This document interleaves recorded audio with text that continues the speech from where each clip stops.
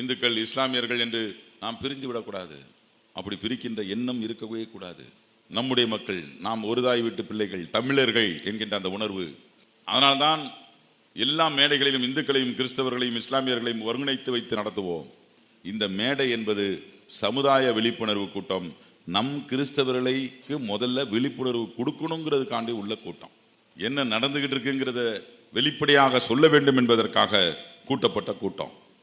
இந்த கூட்டத்திலே நான் பேசுவது உண்மையிலேயே மிகுந்த மகிழ்ச்சி என்றால் சொன்னாலும், கிறிஸ்தவர்களுடைய உரிமை குறித்து நாம் பேச, எனக்கு முன்பாக பேசிய அருட்தந்தையர்கள், நம்முடைய சிஎஸ்ஐ பாஸ்டர், இடிஏ, இசிஐ எல்லாரும் பேசுனீங்க.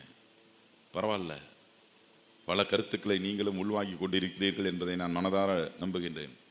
இதை நீங்கள் பேச வேண்டிய இடத்துல பேசணும். இன்னையிலேருந்து பேச ஆரம்பிக்கணும்.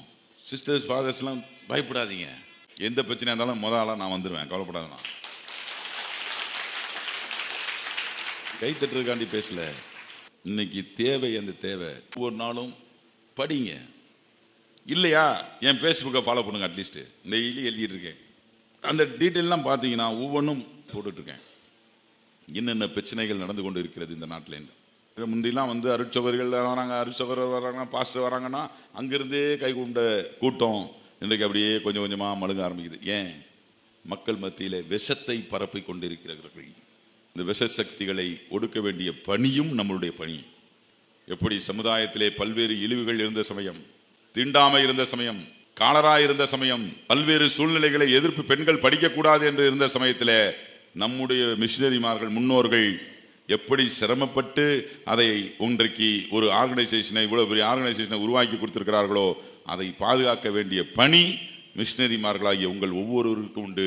அவர்களுக்கு தகுந்த சப்போர்ட் கொடுக்க வேண்டிய பணி நம்மளுடைய சமுதாய மக்களாகிய நமக்கு உண்டு. நீங்க பார்த்தீங்கன்னா இன்னைக்கு இவ்வளவு கிறிஸ்தவர்கள் படித்திருக்கிறாங்க. இன்னைக்கு எல்லா கட்சிகளுக்கும் உள்ள கவலை என்ன தெரியுமா? அடுத்த வாட்டி வந்துடுவாங்களா? சின்ன சின்ன கட்சிகளுக்கு என்ன கவலை தெரியுமா? நமக்கு எத்தனை சீட்டு கிடைக்கும்? இங்கிட்டு கேட்கலாமா, அங்கிட்டு கேட்கலாமா, அப்படி கேட்கலாமா, இப்படி கேட்கலாமா? ஒவ்வொருத்தருக்கும் ஒவ்வொரு கவலை. கட்சிகளுக்கெல்லாம் எப்படி மக்களை கவர் பண்ணுறதுன்னு இன்னையிலேருந்து ஆரம்பிச்சிட்டாங்க. ஒருத்தர்லாம் ரொம்ப நாளாக சுற்ற ஆரம்பிச்சிட்டாரு. பிஜேபியோட வேற சேர்ந்துருக்கோம். அதில் அவங்க ஏற்கனவே நம்ம ஆளுங்க ஓட்டு போட மாட்டாங்க. இன்னையிலேருந்து ஆரம்பிச்சிருவோம். அப்படியாச்சும் ஏதாவது கவர் பண்ண முடியுமான்னு அவர் ஒரு பஸ் எடுத்துக்கிட்டு சுற்றுறாரு. இன்னொருத்தன் பஸ் எடுத்து சுற்றுறான். எல்லாம் வேனில் வருவாங்க, இல்லை ஆட்டோவில் வருவாங்க. இன்றைக்கி அவங்க பஸ் எடுத்து சுற்ற ஆரம்பிச்சிட்டாங்க. பஸ்ஸுக்குள்ளே என்ன இருக்குன்னே தெரில.